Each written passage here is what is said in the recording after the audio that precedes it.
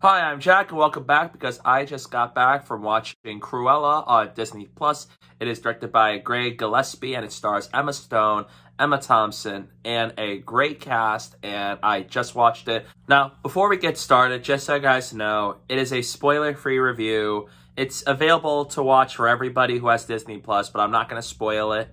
And don't forget to follow me on social media. My username is down below at the bottom of the screen, so don't forget to do that while you're at it. And with those two things out the way, let's get started. The film follows a young girl named Estella, and she meets a pair of thieves, and they become grifters, and they build themselves a life in London. However, she meets a fashion legend known as Baroness von Hellman, and Estella starts to descend into darkness as she embraces her wicked side and becomes Cruella. To kick off the positives, I thought the acting was actually terrific. I loved Emma Stone as Cruella. She's a great actress, one of my favorites, and I really liked her in this movie. I really liked how we see her as Estella, this young girl who's trying to make a name for herself, and then you got her in her dark side as Cruella, and I really liked her dynamic with the entire crew.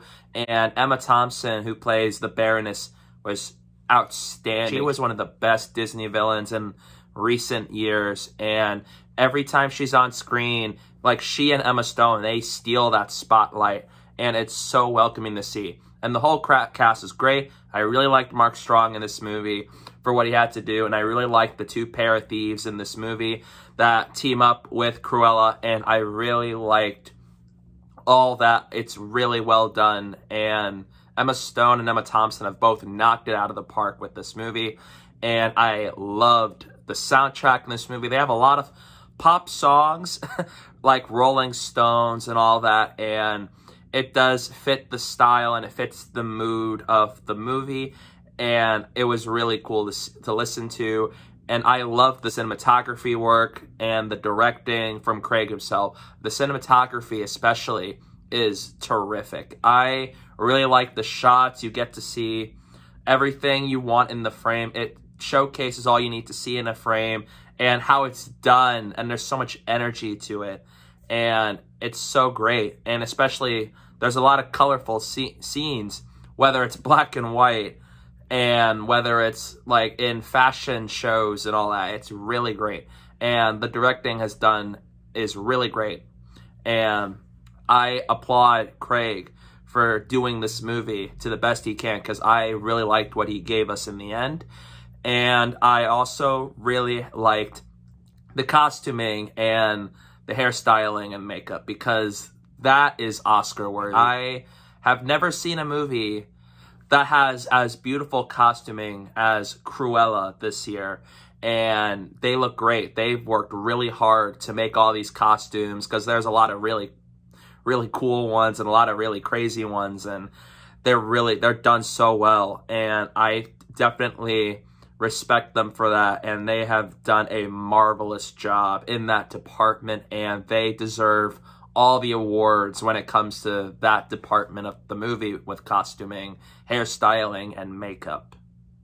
On the issues, there are not a lot of issues I have with the movie, but one was the fact that it does set up a sequel, but I don't know if it's necessary, because it looks like by the end of this movie, which is not really a spoiler, I think it's kind of fairly obvious, this movie does in a way set up the story of 101 Dalmatians, and I don't know if that's needed, because I don't know if now they're going to actually go for a sequel that's going to be like that. And the second issue is the fact that it feels way too fast-paced, because I remembered I was 49 minutes into this movie, and a lot of big stuff has already started to happen. Stuff started to go forward, and I feel like it moves along way too quickly. I think they needed to really kind of slow down a little bit, because it can't go very, very quickly to the point where stuff is happening to keep the story going, and so I can get from point A to point B. And they needed to let some scenes breathe, because there are moments here and there where it's a revelation occurs, but then it goes by so quickly to the point where they're on to the next thing. And I feel like they needed to just pull the pacing back just a little bit there. So I'm happy it's not a slow movie, but it is a really fast one too.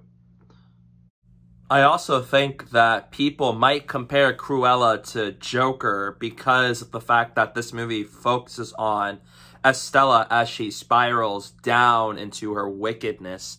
But I don't really see too much of that comparison because sure, both movies involve stuff like that, but it doesn't feel like a Joker movie step by step. So I wouldn't really make that comparison, at least for me. So yeah. Overall, Cruella was a surprise. It is definitely one of the best films I've seen this year so far. Not top 5, but it is a movie that I really enjoyed watching. It's a surprise. Emma Stone, Emma Thompson gave amazing performances, and the visuals with the cinematography, directing, and the costuming, hairstyling, and makeup were all fantastic. So in the end, I'm going to give Cruella a B+. And you should definitely stream this on Disney+.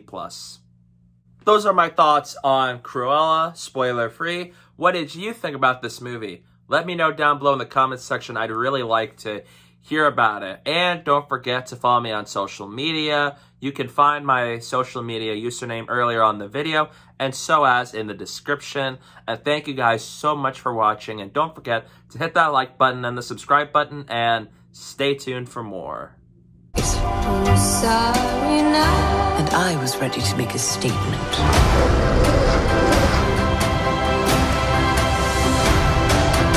How does the saying go?